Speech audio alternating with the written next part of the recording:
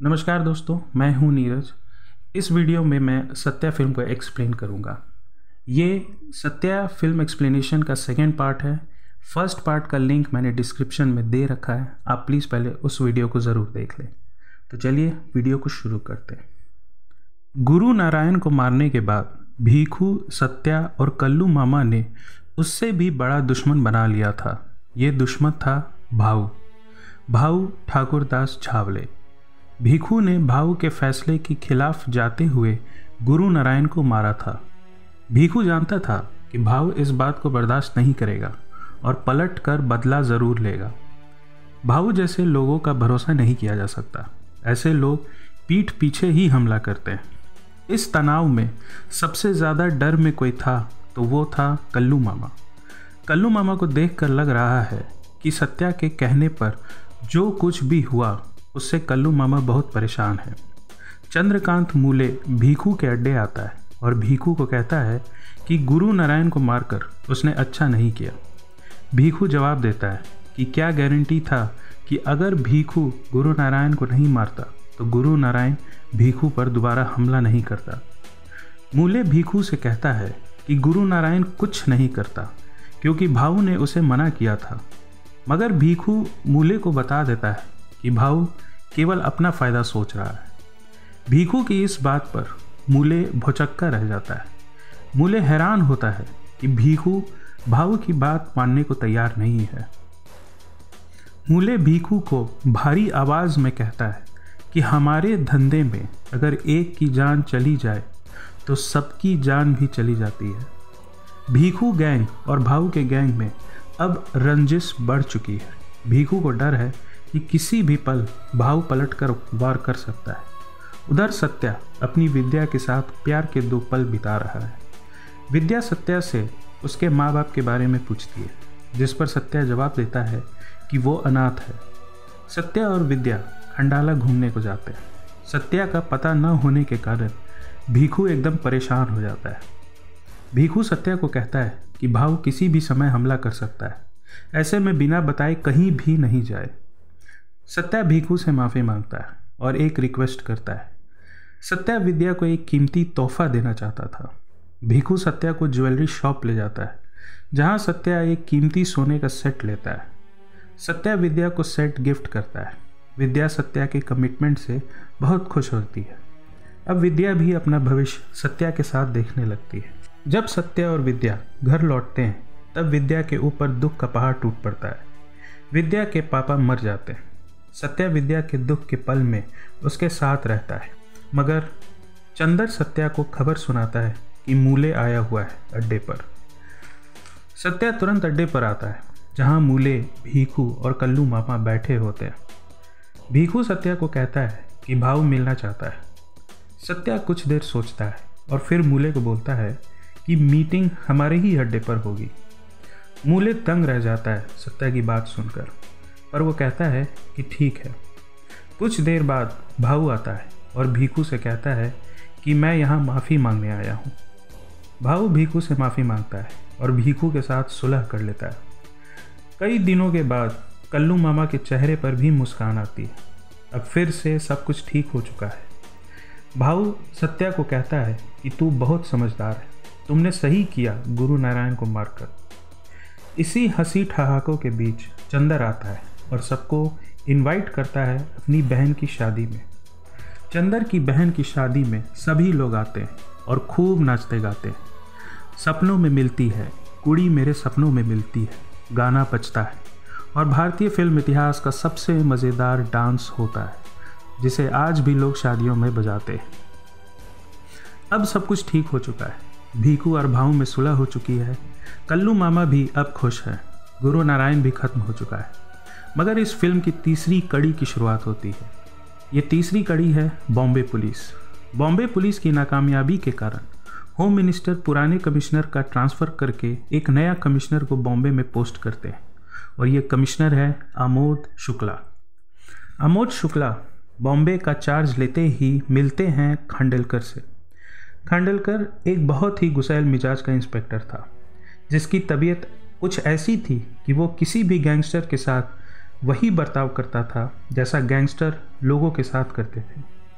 अमोद शुक्ला खांडेलकर से भीखू गैंग और भाऊ गैंग के बारे में सारी डिटेल पता करता है और अपने मन में एक प्लान बना लेता है।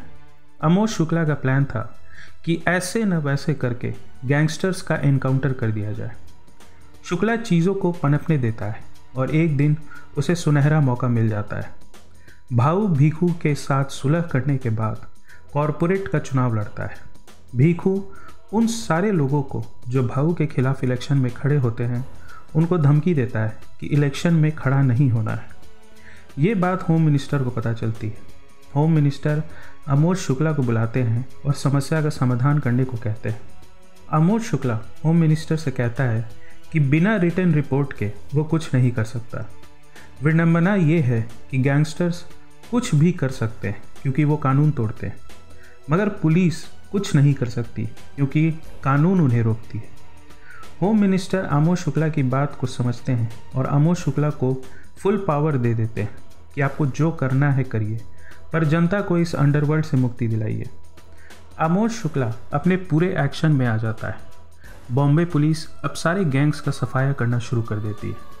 खांडेलकर और बाकी पुलिस वाले बॉम्बे की गलियों में, दुकानों में, घरों में घुस कर गैंगस्टरों का इनकाउंटर करती है। इसी एनकाउंटर में मारा जाता है चंदर।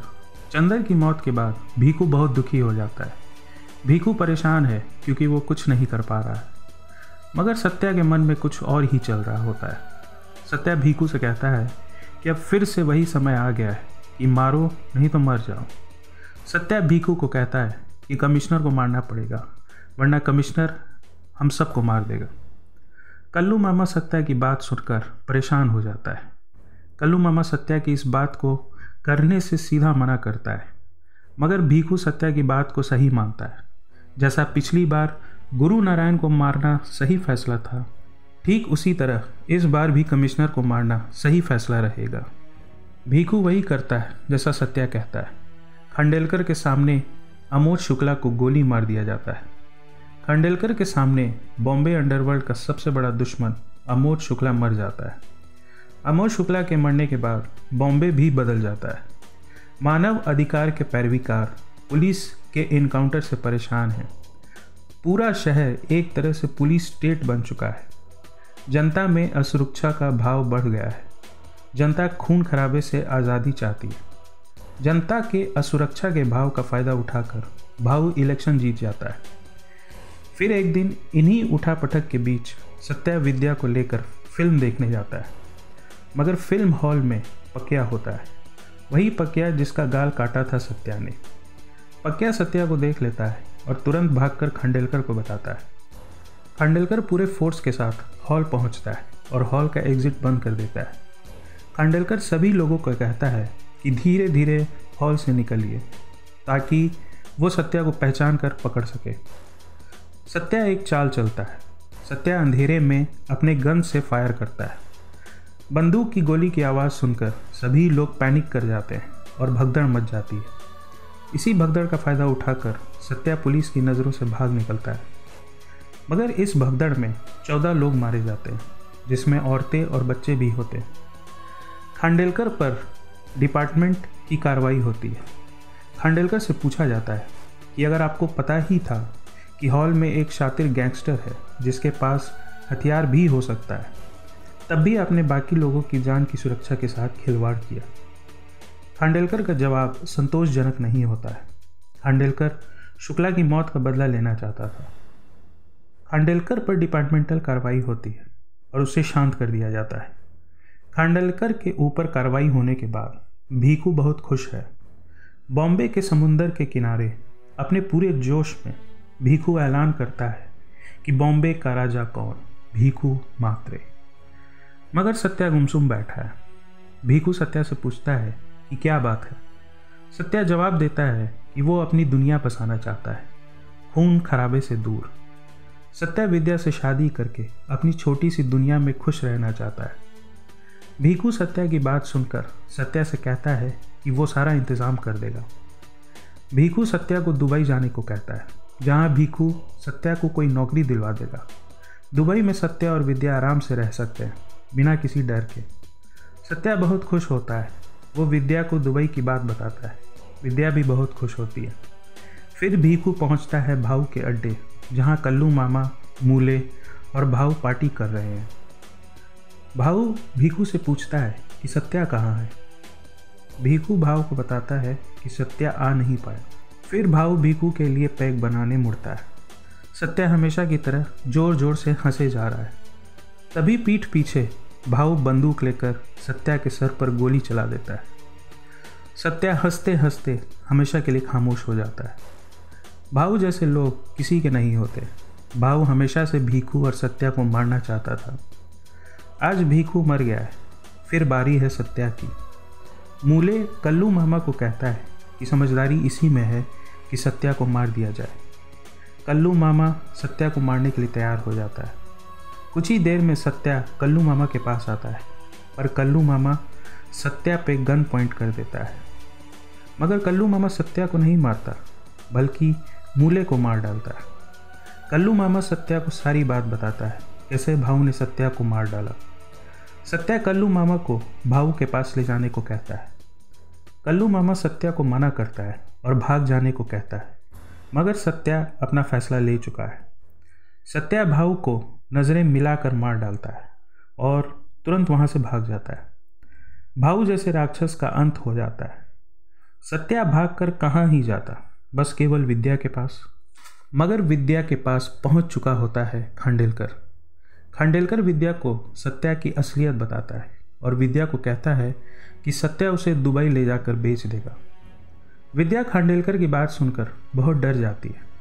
भाऊ को मारने के बाद सत्या विद्या के पास आता है और विद्या का दरवाज़ा खटखटाता है, मगर विद्या इतनी डर चुकी है कि वे सत्या के लिए दरवाज़ा नहीं खोलती। तभी खांडेलकर वहाँ पहुँचता है और सत्या को गोली मारकर उसका इनकाउंटर कर देता है। सत्या विद्या के दरवाजे के बाहर दम तोड़ देता है और सत्या फिल्म खत्म होती है।